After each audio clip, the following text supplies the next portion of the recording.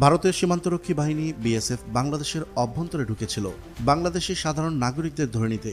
তবে উল্টো বাংলাদেশিদের ধাওয়া খেয়ে লেজ গুটিয়ে পালাতে বাধ্য হয় তারা। সম্প্রতি এমন একটি ভিডিও সামাজিক যোগাযোগ মাধ্যমে ছড়িয়ে পড়েছে, জানিয়ে একদিকে যেমন ভারতীয় সীমান্তরক্ষী বাহিনী বিএসএফকে নির্লজ্জ বলে ধুয়ে দিচ্ছেন নেটিজেনরা, তেমনি সাহসিকতার জন্য বাহবা পাচ্ছেন বাংলাদেশের বিজিবি ও সাধারণ জনতা।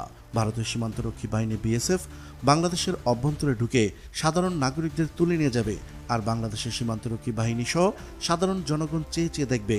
এটাই ছিল শেখ হাসিনার সময়ে চিরচেনা রূপ। তবে এখন সময় বদলেছে, চোখে চোখ রেখে কথা বলতে শুরু করেছে বাংলার আমজনতা থেকে শুরু করে বর্ডার গার্ড বাংলাদেশও। সীমান্তে কতটা শক্তিশালী হয়ে উঠছে বাংলাদেশ তা জানাবো আজকের এই ভিডিওতে। চলুন শুরু করা যাক।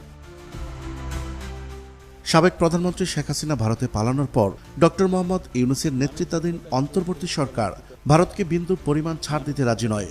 আমাদের জমির 1 ইঞ্চি পরিমাণও ভারতকে ছেড়ে দিতে নারাজ বিজিবি থেকে দেশের প্রতিটি জনগণ।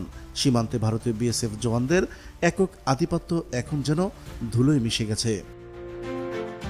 সম্প্রতি সোশ্যাল মিডিয়ায় ভাইরাল হওয়া ভিডিওতে দেখা যায় বাংলাদেশের সীমানায় ঢুকে পড়ে বেশ কয়েকজন ভারতীয় বিএসএফ জওয়ান। বাংলাদেশিরা তখন লাঠিসোঁটা নিয়ে প্রতিরোধ করে তাদের। এক পর্যায়ে দাদাবাবুরা লেজ গুটিয়ে পালাতে বাধ্য হয়।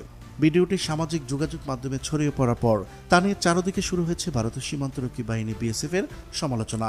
স্বয়ং ভারতীয় নেটিজেনরাই ধুয়ে দিচ্ছেন তাদের। কেউ বলছেন এদের লজ্জা নেই বলে বারবার বাংলাদেশের সীমানায় ঢুকে পড়ে।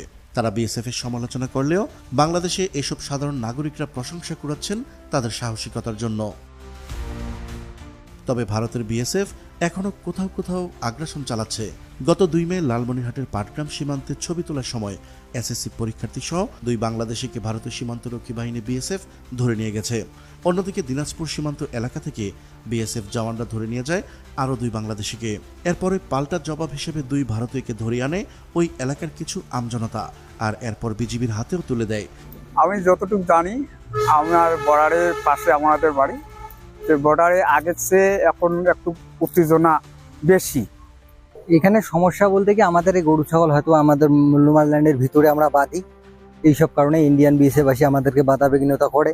তারা ঘেঁষে আসতেছে বারবার তাদের সীমানা পর্যন্ত। আমার বাংলাদেশকে বলতেছে যে আপনারা আপনাদের সীমানার নোমান ল্যান্ডের বাইরে যান, 150 গজের বাইরে যান। ইভেন আমাদের এই মসজিদটা আমরা করতেছিলাম, এটা বহুত পুরানা মসজিদ, তারা সেখানে বাধা করছে। আবার তারা কাটাতাড়ে বেড়া তাদের আপনাদের হচ্ছে, আপনাদের ক্যাম্প ট্যাম্প করতেছে। ওই পাশে আমাদের কিন্তু বাংলাদেশ আছে, তারা কিন্তু সেটা মানতেছে না, বুঝছেন। এখন গরু ছাগল মানুষই যাওয়া দেয় না, গেলে আমাকে ধরিয়া খুব করে। সেদিনকার গরু আটক করছে।